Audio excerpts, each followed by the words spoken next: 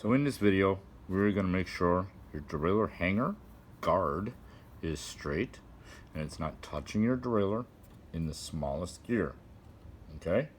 We're also going to make sure that your derailleur, my Phillips screwdriver for pointing instead of my fat finger, the derailleur hanger itself, which is this silver part attached to the frame that the derailleur attaches to, is straight.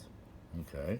So if this is not touching your derailleur, okay, the guard here is not touching your derailleur in the smallest gear, which it should have a little bit of a gap like that, okay, and your derailleur hanger is straight like this, and your bike is still misshifting, you'll look at another video we're going to be making, okay, but the reason we make this video is sometimes during shipping, this is pushed in, okay, the bike will take a drop on its side here or something during an animal shipping it, okay, and if that is just bent in, it'll stop your derailleur from shifting down into this little gear, okay, and it'll misshift along the way.